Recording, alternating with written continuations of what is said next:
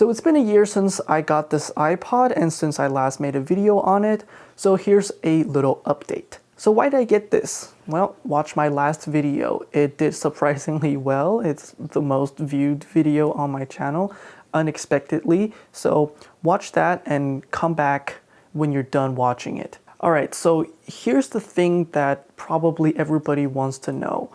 Have I really been using it? And the answer is yes and no. So in the beginning, I used it almost 24/7 for the first few months. And as I got busier, I used it less and less. So only at night or when I want to de-stress and listen to music. I also have a record player. So sometimes if I have an album on vinyl, I'll just listen to it on vinyl. But obviously this is much more convenient than playing an actual vinyl record. So obviously I use this more. Other than that, I would plug this into my speakers sometimes and just play it that way when I don't want to mess with vinyl records, you know, flipping it every 20 minutes.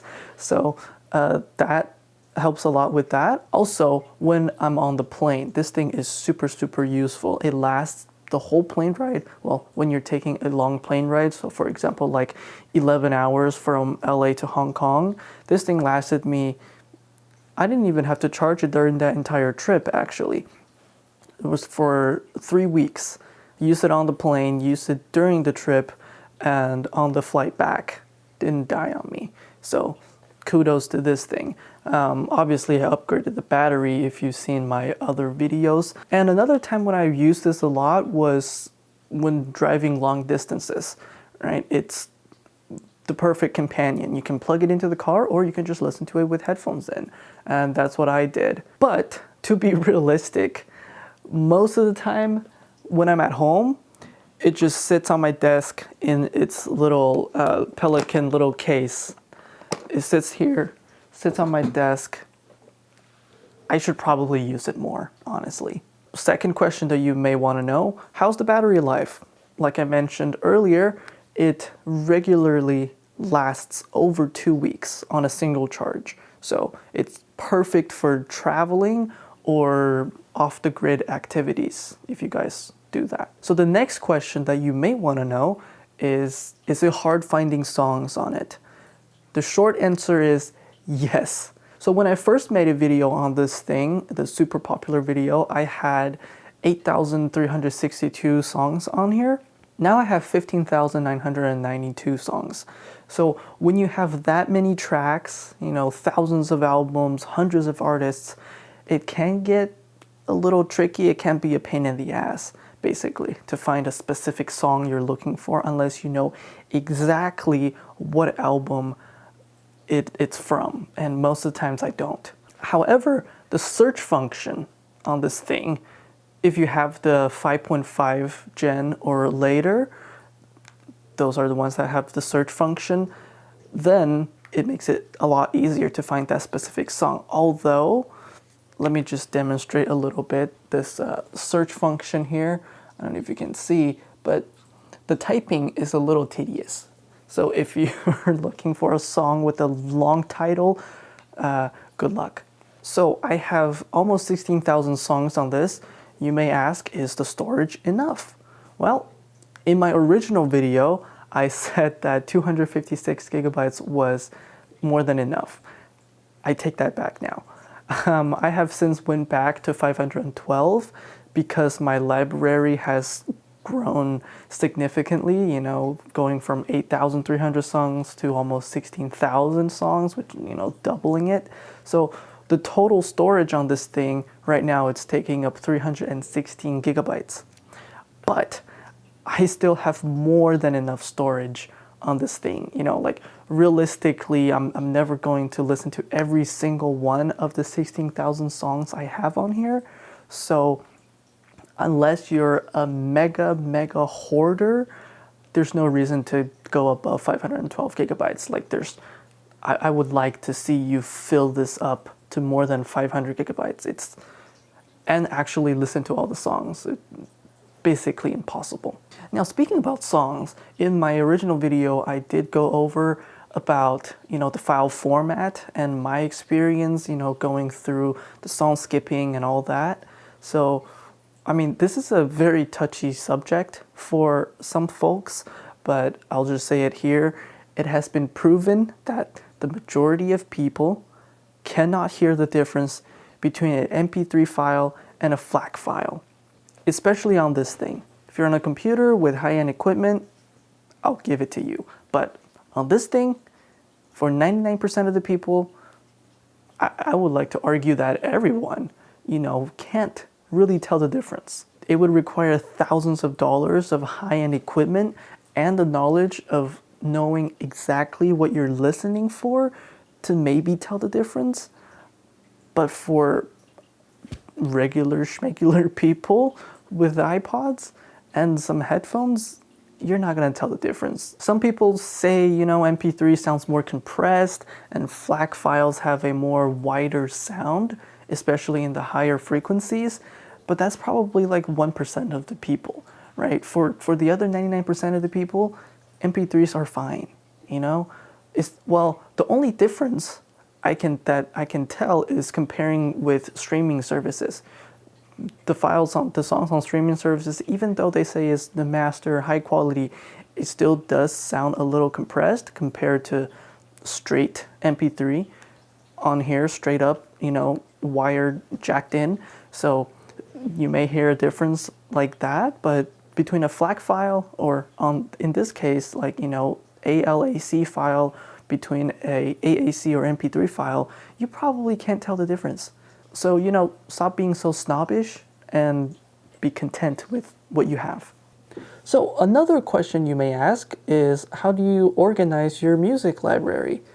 I know this is kind of off topic. It's not really related to the iPod, but in case you want to know, here's how I do it. This is my iTunes. You may notice that I'm not on my Mac because, as I mentioned in my first video, file transfer speeds and just generally it's better on Windows for some reason. So that's why I'm on Windows with iTunes right here. So this is what my server looks like, well, just for the music section. Every time I add new music onto my server, I immediately add it into iTunes and sync it to my iPod. So all music, as you can see, there are two. There's main and MP3. Main is just FLAC files. MP3 is obviously MP3 converted files. I download everything in FLAC, so I put it into main, and everything is organized by artist, obviously, and then organized, the albums are organized by year of release. So for example, let's go into Bob Dylan. Okay, some of them have further, customization, organization, like, studio albums, live albums, compilation albums, and stuff like that. Everything is organized by the year and the album title. Sometimes I have the sample rate, bit rate on there. Sometimes I don't. That's just, sometimes how I download it. I just want to make note of it. That's it. All files are CD quality with the exception of some vinyl rips and rare tracks in MP3, but everything, 99% of everything I have are, in FLAC, CD quality FLAC files. Then going back here, as you can see, everything in main is converted into 320 kbps MP3 files. This is just identical to that, but everything is in MP3. After I convert everything to MP3, I then add it into my iTunes library, then I sync it to my iPod immediately. In case you're still curious, so to access my FLAC files on there, I use Music Bee on Windows, or as I mentioned in my NAS video, I have an app on my phone which I can access through Jellyfin, but that's a different video, a whole different topic. So this is how I do it. So one last thing, as you can see on the left, I don't use playlists. I should be making playlists because I have so many songs, but at the moment, no, I don't use playlists. So in conclusion, this iPod has really made a positive impact on the quality of my life, and it, most importantly, it rekindled my relationship with music. That's probably the most important part. I really enjoy listening to an entire album from start to finish. You know, it just really helps you be more present with the music instead of just having it on in the background and not really paying attention. It's just, you know, background noise. It's more intentional. It makes listening to music more intentional. That's what I wanted to say. And also, it feels good to physically hold all my music. You know, no one can take it away from me, if you know what I mean.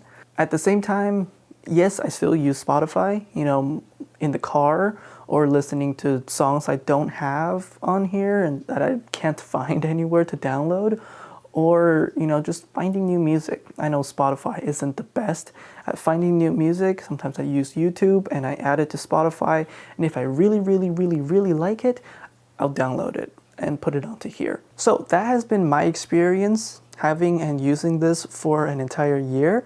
I know it's not, you know, what everybody else on YouTube says, like, oh, I use this every single day. It replaces my iPhone for music, and I've canceled my Spotify and Apple Music subscriptions. No, I just don't think that's very realistic. But for the purposes I use this for and the purposes I described in this video, I think it's a pretty damn good device, and I do not regret going through all the trouble to sourcing this thing and, you know, buying all the parts and modifying it myself. I think it's totally worth it.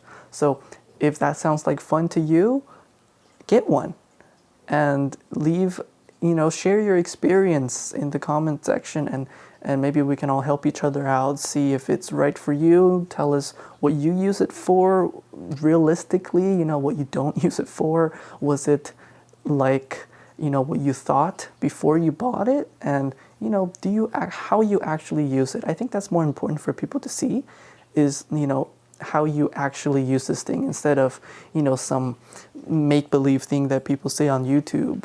So I just think just being realistic, it's better than that. So yeah, that's about it. Thank you for watching, and see you next time.